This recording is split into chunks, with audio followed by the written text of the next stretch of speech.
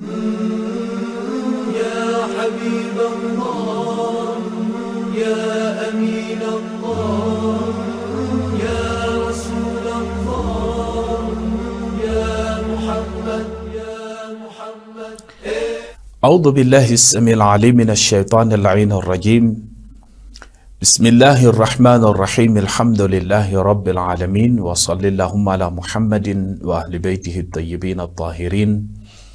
Louange à Allah, le créateur de l'univers, le miséricordieux par essence et par excellence. Que la paix et la bénédiction d'Allah soient sur notre maître Mohammed, sur des prophètes, ainsi que sur sa sainte famille.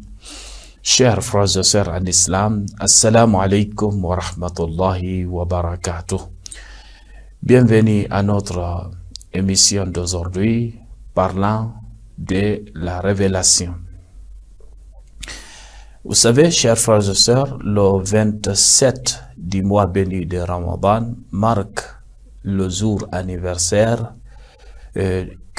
au cours duquel le saint prophète alayhi wa sallam, pour la première fois, a reçu la révélation de la part d'Allah subhanahu wa ta'ala par le biais de l'ange Gabriel. Bon, pour ce qui est de ce jour-là, c'est-à-dire qui marque le début de la révélation, le début de, comment dirais-je, de la révélation du Saint-Coran au Saint-Prophète alayhi wa sallam, il y a beaucoup de questions qu'on doit se poser et donc essayer d'apporter des éléments de réponse.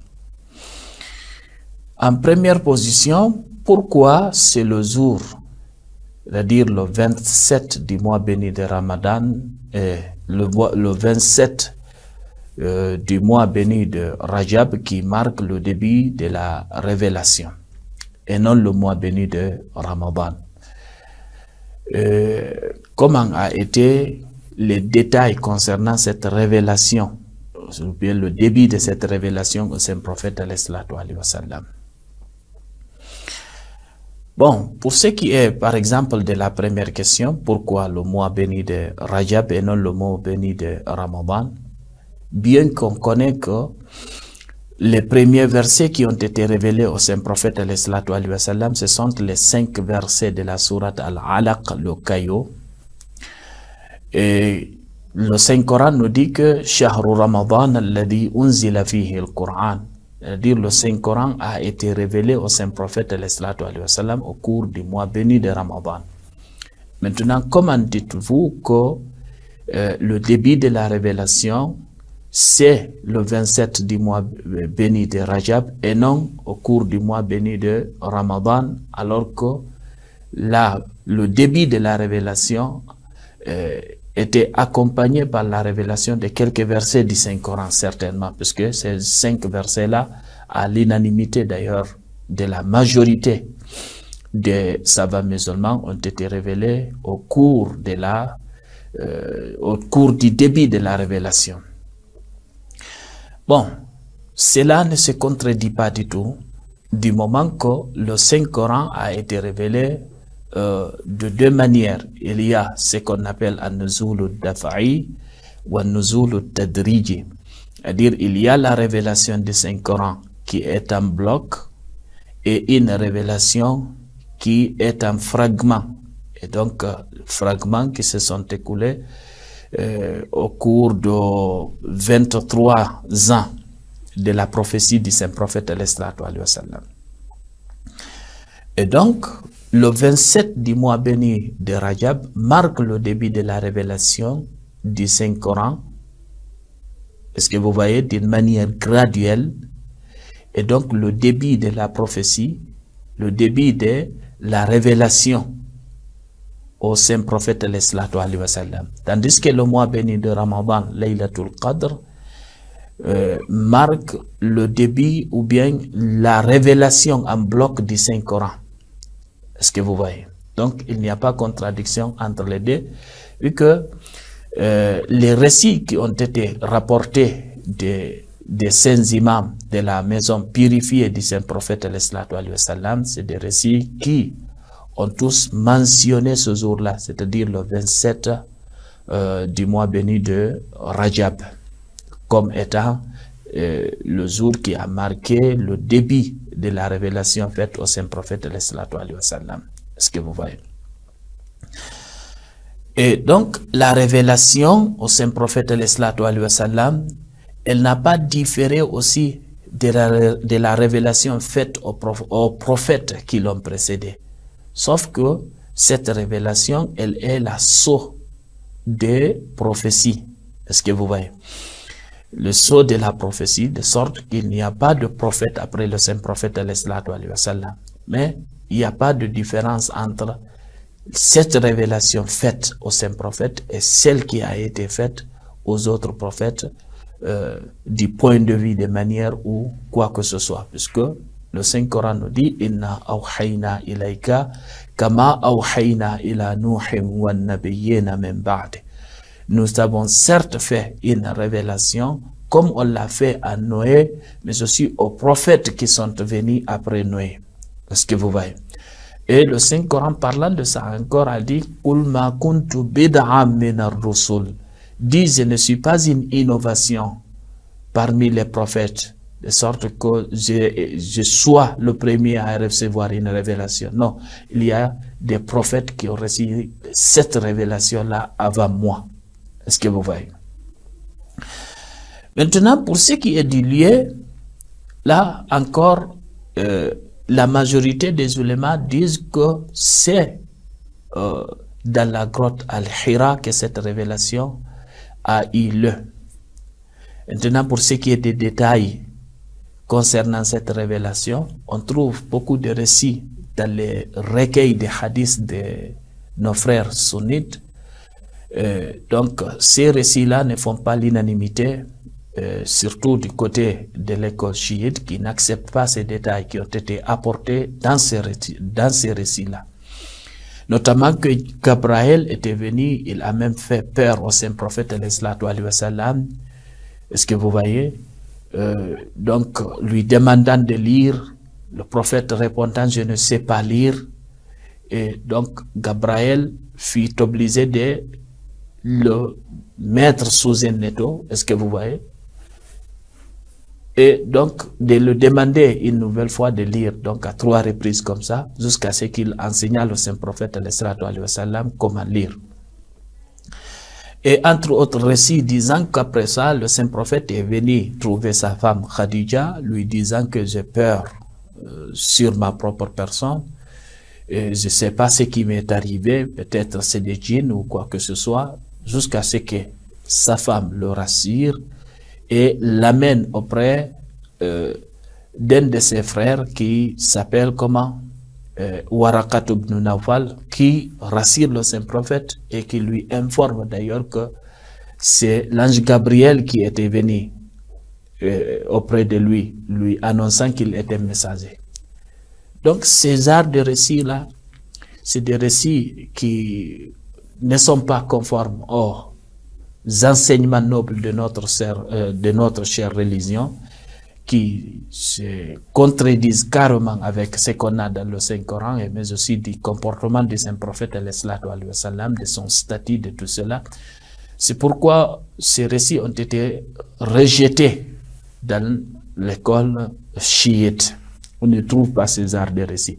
Même si ces genres de récits-là, on peut les trouver dans certains recueils chiites, mais c'est des récits erronés, des récits qui entrent en contrapôt avec les enseignements nobles de notre chère religion, comme on venait de le dire. Est-ce que vous voyez? Donc, on ne peut pas accepter ces genres de récits-là. Donc, pour les rejeter, ou rejeter ces genres de récits, qu'il n'y avait pas nécessité de faire cette prise-là et de demander au Saint-Prophète sallallahu alayhi wa sallam à plusieurs reprises de lire. Et d'ailleurs, cela n'a pas été la tradition qui nous a été rapportée du Saint-Prophète sallallahu alayhi wa sallam, soit disant que quand Gabriel s'est présenté au niveau du Saint-Prophète sallallahu alayhi wa sallam, s'est présenté avec politesse, avec courtoisie, Est-ce que vous voyez? Et donc, il s'adressait au saint prophète alayhi wa sallam avec respect et considération. Est-ce que vous voyez? Et donc, pour ce qui est même de l'authenticité de ces genres de récits-là, il y a aussi beaucoup de paroles là-dessus, puisque c'est lui qui a rapporté ces genres de récits était la femme du saint prophète alayhi wa sallam du nom de Aïcha. Et Aïcha, comme on le sait, elle est née après le début de la révélation. Est-ce que vous voyez? Et donc, comment une telle personne peut rapporter quelque chose qui s'est passé avant même sa naissance? Donc là aussi, c'est un doute qu'on peut émettre vis-à-vis de l'authenticité de ces arts de récits-là. Est-ce que vous voyez? Ça, c'est d'un côté. De l'autre côté encore, comme on venait de le dire, que ces récits-là n'étaient pas conformes avec les enseignements nobles de notre chère religion. Donc, ils se contradisent carrément avec les principes de notre chère religion. Soi-disant, par exemple, que le saint prophète, pour savoir qu'il est un prophète, il fallait que quelqu'un l'informe.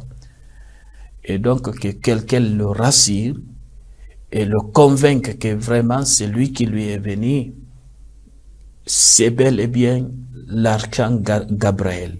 Donc, c'est Jibril qui est venu, c'est Gabriel qui est venu lui apporter la révélation de la part de Dieu.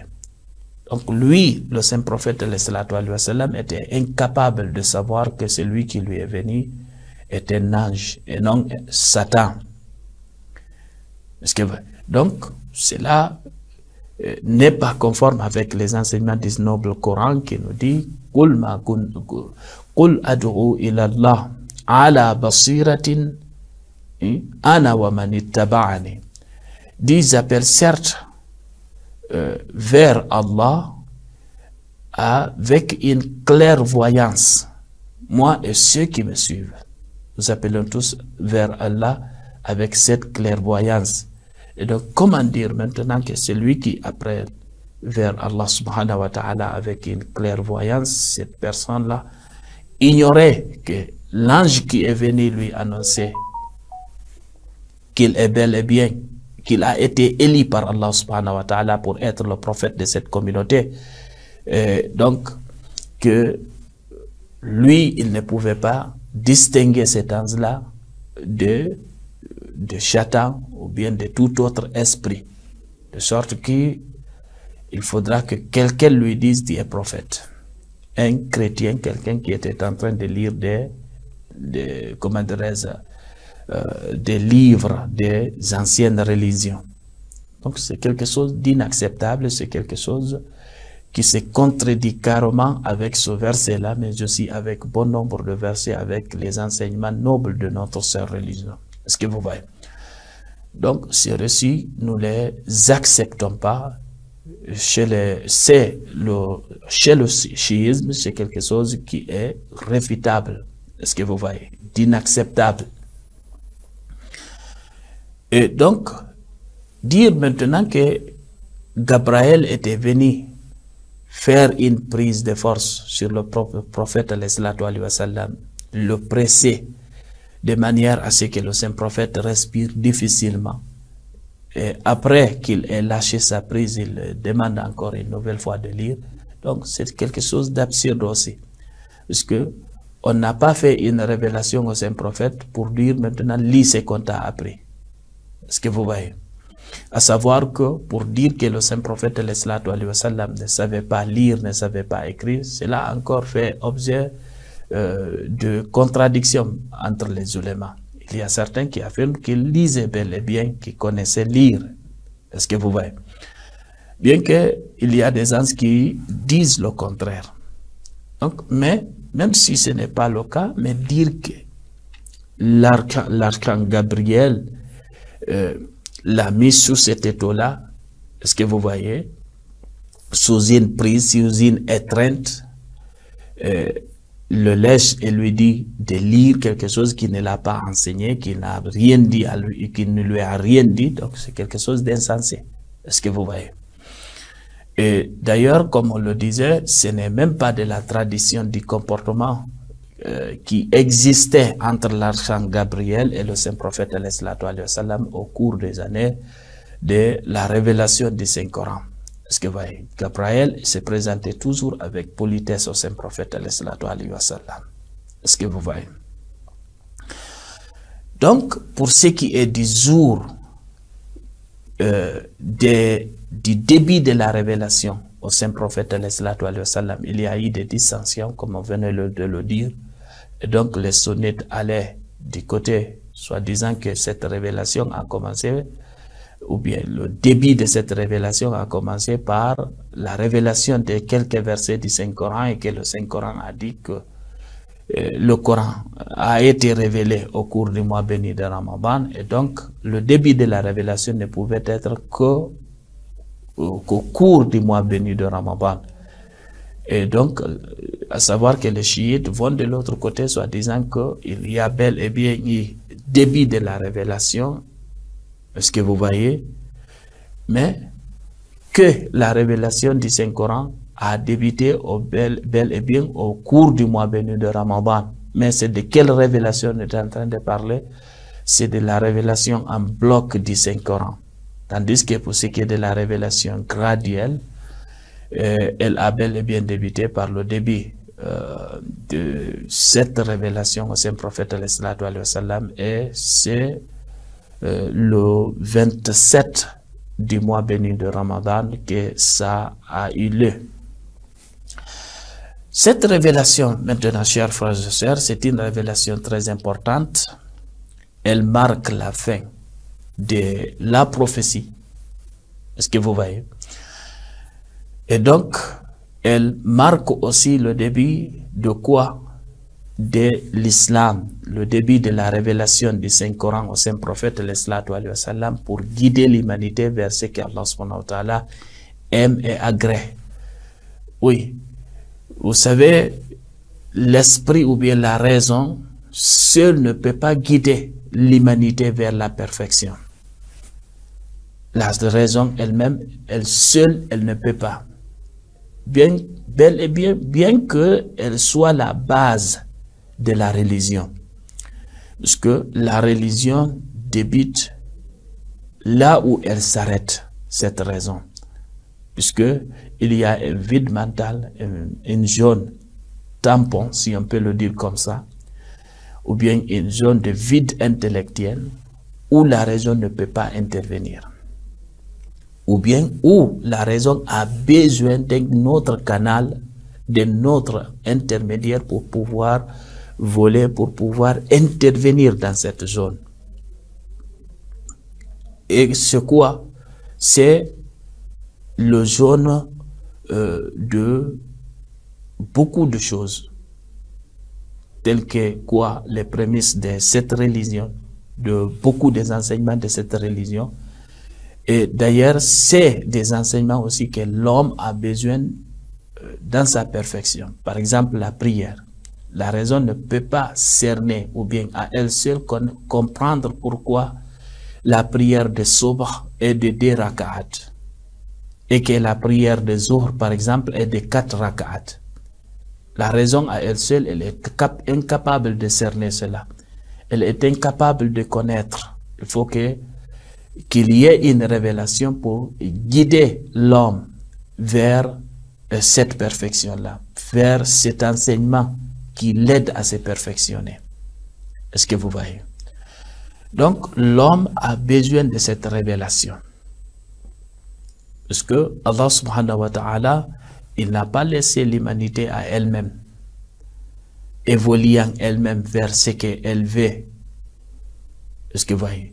Du moment qu'il a créé cette humanité, l'humanité, Allah subhanahu wa ta'ala, étant donné qu'il veut, qu'il attend de cette, des hommes, qu'il l'adore, qu'il se perfectionne par cette adoration, et donc il devait nous envoyer des livres saints, il devait nous envoyer des prophètes Est-ce que vous voyez? Pour qu'on puisse atteindre cette but-là, ou bien pour atteindre ce but. C'est pourquoi il a envoyé des prophètes, il a fait descendre des livres saints pour que l'homme arrive à cette fin. Est-ce que vous voyez? Pour que l'homme se perfectionne par le biais de ces livres-là. Est-ce que vous voyez? Mais aussi de ces prophètes. Et donc, le début de la révélation marque tout ce qu'on est en train de dire là, de l'importance de tout ce qu'on a eu à parler jusque-là. Est-ce que vous voyez? Pour ce qui est de la perfection de l'homme, de l'intégration de l'homme, pour que l'homme se mette sur le chemin de la perfection avec clairvoyance, en connaissant tous les principes, en connaissant tous les enseignements qu'il a besoin pour arriver à la proximité divine. Est-ce que vous voyez? Puisque Allah subhanahu wa ta'ala dans le Saint-Coran, il nous disait ayahsabul insanu an yutraka suda. L'homme penserait-il qu'on le laissera comme ça, à sa guise, faire ce qu'il voudra? Il n'a pas, c'est-à-dire de sorte que on le laisse, il n'a pas un but bien défini où il doit se diriger. Non, ça c'est quelque chose d'impossible. Et donc il y a certes quelque chose qu'on attend de l'homme. Et puisque Allah subhanahu wa ta'ala attend de l'homme ce but-là, il devait lui indiquer le chemin. C'est pourquoi il y a eu des prophètes qui sont venus et qui se sont succédés. Chaque prophète annonça la venue du prophète après lui, jusqu'à ce qu'on est venu au niveau du saint prophète qui est le sceau des prophètes. D'ailleurs, Jésus annonçait la venue de Muhammad sallallahu alayhi wa sallam. Le Coran nous disait وَإِذْ قَالَ عِيسَى بْنُ مَرْيَمَ يَا بَنِي إِسْرَائِيلَ إِنِّي رَسُولُ اللَّهِ إِلَيْكُمْ مُصَدِّقًا لِمَا بَيْنَ يَدَيَّ مِنَ التَّوْرَاةِ وَمُبَشِّرًا بِرَسُولٍ يَأْتِي مِنْ بَعْدِ اسْمُهُ أَحْمَدَ. Rappelle-toi lorsque Jésus, fils de Marie, dit aux enfants d'Israël, dit, ô enfants d'Israël, sachez que je suis un prophète vers vous. Et donc un prophète qui vient confirmer ce qui m'a précédé des enseignements de la Torah, mais aussi pour vous annoncer la venue d'un prophète après moi, dont le nom est Ahmad. Est-ce que vous voyez? Et donc, c'est comme ça que la venue du saint prophète a été annoncée par son prédécesseur qui est Jésus, fils de Marie. Et même dans le premier et second testament, on peut trouver aussi des versets parlant de la venue du saint prophète. Est-ce que vous voyez? Donc, le saint messager est venu pour cette ultime mission qui est de guider l'humanité vers ce que Allah subhanahu wa ta'ala aime et agrée. Et donc, il s'est acquitté de ce devoir-là de la meilleure des façons. Est-ce que vous voyez? De tous les côtés, pas simplement d'un côté, délaissant un autre côté. Non, il a été le meilleur dans tous les domaines. C'est pourquoi Allah subhanahu wa ta'ala dans le Saint-Coran nous disait لَقَدْ كَانَ لَكُمْ فِي رَسُولِ اللَّهِ أُسْوَةٌ حَسَنَةٌ. Il vous est dit, ce messager alayhi wa sallam, un bon exemple. لِمَنْ كَانَ يَرْجُو اللَّهَ وَالْيَوْمَ الْآخِرِ. Est-ce que vous voyez? Il vous est certes dit, ce messager alayhi wa sallam, un bon exemple pour celui qui redoute de rencontrer Dieu. Est-ce que vous voyez? Ou bien qui redoute aussi le jour de la résurrection. Et donc, le saint prophète a été un exemple parfait, l'idéal pour la perfection de l'homme. Et comme on le disait, c'est dans tous les domaines, pas dans un domaine en délaissant un autre domaine. Oui. Il a été un père de famille, il a été un grand-père, il a été un enfant, et donc il a donné un bon exemple d'être un enfant. Il a été un mari, il a donné le plus grand exemple, le plus beau exemple d'un mari. Il a été père, il a donné le plus beau exemple d'être père. Grand-père, la même chose. Il a été un dirigeant, c'était le meilleur des dirigeants. Il a été aussi un général d'armée. Là aussi, il a montré le plus grand, le plus beau exemple d'être un général d'armée, un dirigeant. Est-ce que vous voyez? Donc, dans tous les domaines, que ce soit domaine économique ou quoi que ce soit, le saint prophète a été l'idéal à suivre pour l'humanité tout entière. Est-ce que vous voyez?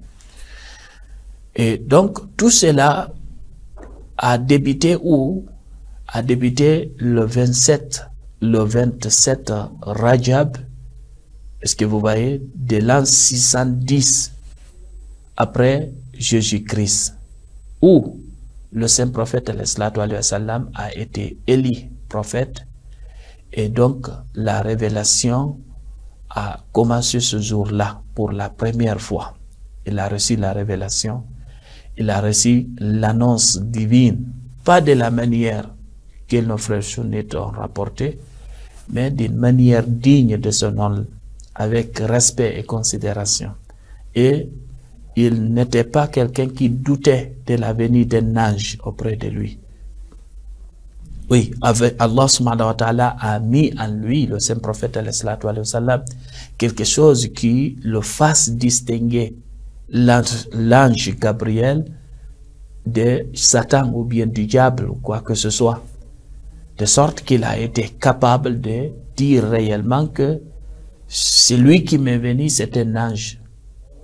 Et donc, il n'a pas douté de la venue de l'ange. Mais aussi, il n'a pas essayé de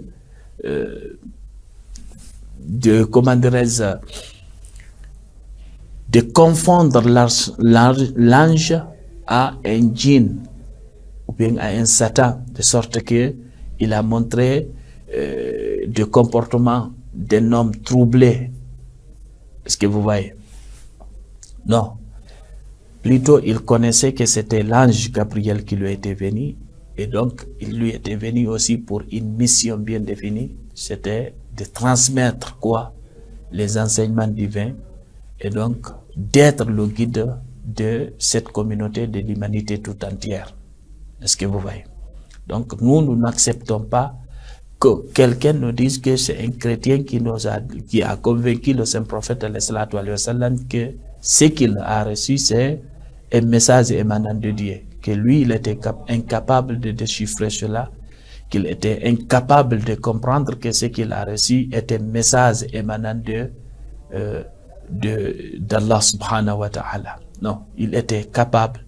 Allah subhanahu wa ta'ala, par sa bénédiction, il a mis quelque chose au saint prophète, mais aussi à tous les prophètes, qui les fasse distinguer l'ange qui leur est venu annoncer la mission divine du diable ou de Satan ou bien de quiconque d'autre. Est-ce que vous voyez?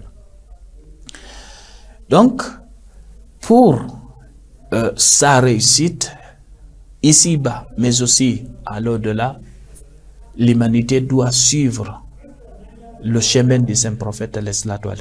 L'humanité doit se conformer aux enseignements du saint prophète. Est-ce que vous voyez?